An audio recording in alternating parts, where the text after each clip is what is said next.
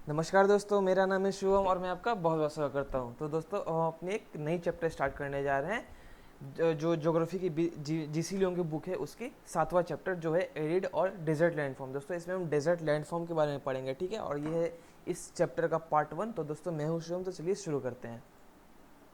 दोस्तों, वर्ल्ड का जो 20% पार्ट है, मतलब 1/5 ऑफ द वर्ल्ड का जो पार्ट है वो डेजर्ट का बना हुआ है, जिसमें से सैंडी डेजर्ट भी होते हैं, सम कुछ रॉकी भी होते हैं, कुछ स्टोनी भी होते हैं।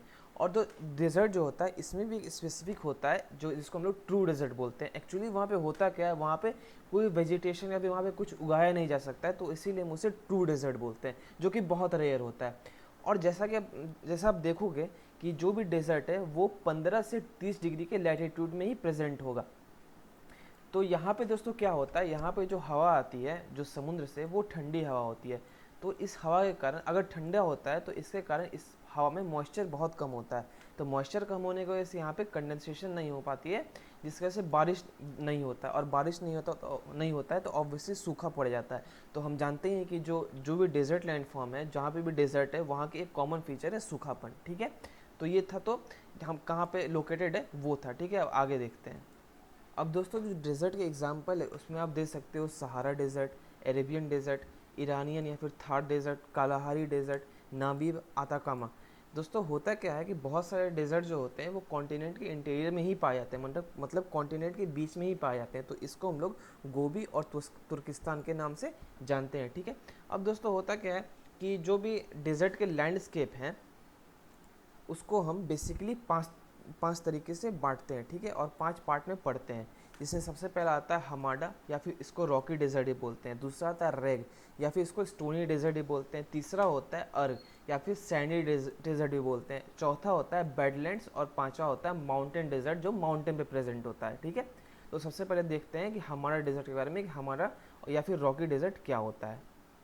दोस्तों, इसमें सबसे पहला आता है हमाडा या फिर रॉकी डेजर्ट। रॉकी डेजर्ट में क्या होता है, बहुत सारे यहाँ पत्थर पाए जाते हैं, ठीक है, जहाँ पे धूल या फिर डस्ट भी जिसको बोलते हैं वो ज़्यादा नहीं पाई जाती है। तो यहाँ के पत्थर एक्सपोज्ड होते हैं और ये समय के साथ स्मूथ होते जाते हैं, पॉलिश होते जाते हैं, ठीक है। और इसका सबसे बड़ा एग्जाम्पल है हमाडा इल हमोरा, जो कि सहारा में प्रेजेंट है, ठीक है। ये तो था अपना हमाडा। अब दूसरा देख लेते हैं रेग, या फिर स्टोनी डेजर्ट जिसको बोलते हैं। दोस्तों, यहाँ क्या होता है, यहाँ पे पत्थर पाए जाते हैं जो कि बहुत नोकीले होते हैं, और कहीं ना कहीं जो विंड होती है, जो हवा होती है, वो इसे उड़ा के नहीं ले जा पाती है। और दोस्तों, ये जो डेजर्ट है ये कहीं ना कहीं ज़्यादा एक्सेसिबल होता है, मतलब कि यहाँ जाना ज़्यादा आसान होता है सैंडी डेजर्ट के मुकाबले। और इसको इजिप्ट या फिर लीबिया में सेरी भी बोलते हैं, और बाकी अफ्रीका जैसे देशों में इसको रेगबी या फिर स्टोनी डेजर्ट ही बोला जाता है, ठीक है। अब अगला देख लेते हैं, जो जिसको बोलते हैं अर्ग या फिर सैंडी डेजर्ट। अब दोस्तों, सैंडी या फिर अर्ग डेजर्ट, इसमें क्या होता है दोस्तों, नाम से ही ये जाहिर है कि सैंडी यानी कि बहुत सारे यहाँ सैंड पाए जाएंगे। दोस्तों, यहाँ क्या होता है, सैंड ड्यून्स बन जाते हैं और एक लहरें सी बन जाती हैं सैंड की, तो इसको हम लोग सैंडी डेजर्ट बोलते हैं, ठीक है। हालांकि जैसा, अगर हम नॉर्मली अगर डेजर्ट की बात करें तो इंसान के दिमाग में सैंडी डेजर्ट ही आता है, क्योंकि मोस्ट कॉमन यही होता है, या फिर मोस्ट कॉमनली इंसान के लिए यही जाना जाता है। क्योंकि जितने भी पिक्चर्स वगैरह देखते हैं, जो भी फिल्म वगैरह देखते हैं, उसमें अगर डेजर्ट अगर दिखाता है तो उसे मेनली यही डेजर्ट यानी सैंडी डेजर्ट ही दिखाया जाता है, ठीक है। और यहाँ पे और इसका जो बहुत बड़ा एग्जांपल है वो है क्लेंसियो सैंड सी, जो लीबिया में, और दोस्तों तुर्किस्तान में इसको कॉम भी बोला जाता है। और अगला देख लेते हैं, जिसको हम लोग बोलते हैं बैडलैंड्स। दोस्तों, देख लेते हैं बैडलैंड क्या होता है। जो सबसे पहला टर्म बैडलैंड पड़ा था, ये पड़ा था साउथ डिकोटा में, यूएसए में, जहाँ पे हुआ क्या था कि बारिश की वजह से, बारिश और आंधी तूफान की वजह से सारी जो भी हिल्स थी उनको बैडली इरोड कर दिया गया था। और जहाँ पे गलीज, बहुत सारी गली बन गई थी और धाराएं बन गई थी, और पानी का प्रभाव इतना ज़्यादा था कि वहाँ पे लोगों को, मतलब कि वहाँ पे लोगों को छोड़ना पड़ा वो इलाका। और वो इलाका छोड़ने के बाद वो डेजर्ट के तौर उभर के आया, मतलब डेजर्ट टाइप का बन गया, ठीक है। उसके बाद इस सिमिलर फीचर, इस टाइप के फीचर वाले अगर लैंड या फिर डेजर्ट लैंडफॉर्म कहीं भी मिलते हैं तो उसको बैडलैंड बोला जाता है। और इसका एक एग्जांपल है पेंटेड डेजर्ट, जो एरिजोना में है, ठीक है। अब अगला देख लेते हैं माउंटेन डेजर्ट, जो माउंटेन पे पाए जाते हैं। अब दोस्तों, होता क्या है कि बहुत सारे डेजर्ट जो होते हैं वो ऊंची इलाकों में या फिर पहाड़ियों में बन जाती है। तो यहाँ पे भी जो भी यहाँ पे हिल्स होती है उनको इरोड कर दिया जाता है, जो डेजर्ट टाइप की बन जाती है, ठीक है। और इसका एग्जांपल है दोस्तों तिब्बत, माउंटेन, जहाँ पे तिब्बत का नाम तो आपने सुना ही होगा, वो भी एक डेजर्ट इलाका है जो ठंडा डेजर्ट है, कोल्ड डेजर्ट है वो, ठीक है।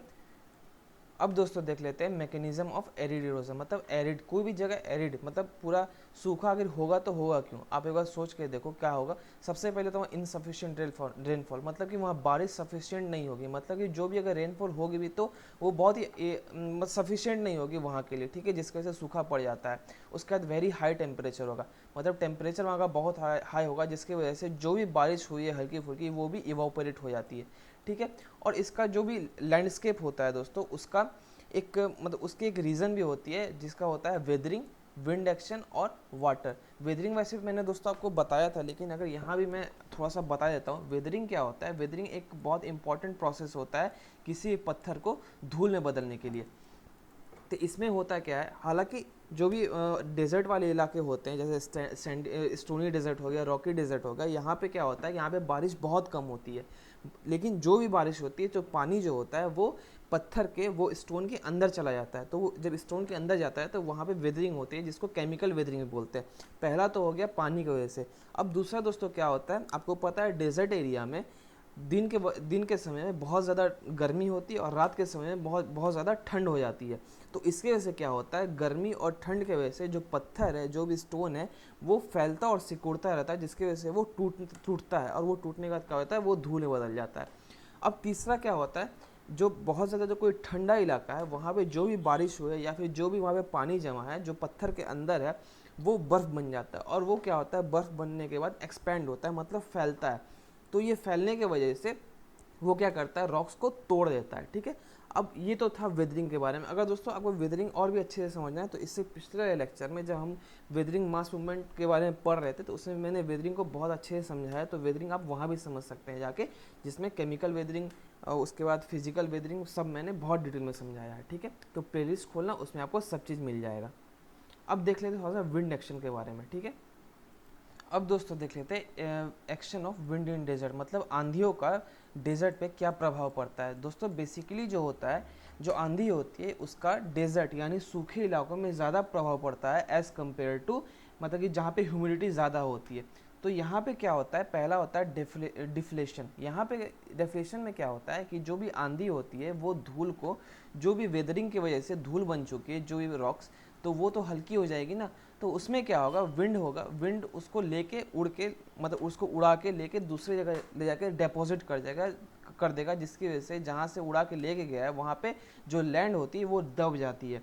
तो इसे हम लोग बोलते हैं डिफ्लेशन। उसके बाद दोस्तों आता है एब्रेशन। इसमें क्या होता है कि धूल जब उड़ती है तो वो क्या करेगी, वो एक दूसरे से टकराएगी, मतलब कि वो जहाँ पे उड़ के जा रही है वहाँ पे तो कुछ पत्थर होंगे, तो वहाँ से वो टकराएगी, तो उसको वो क्या करती है, पॉलिश करती है, उसको खरोचती है, उसको पॉलिश कर देती है। तो इसी को हम लोग एब्रेशन बोलते हैं। अब दोस्तों तीसरा आता है एट्रीशन।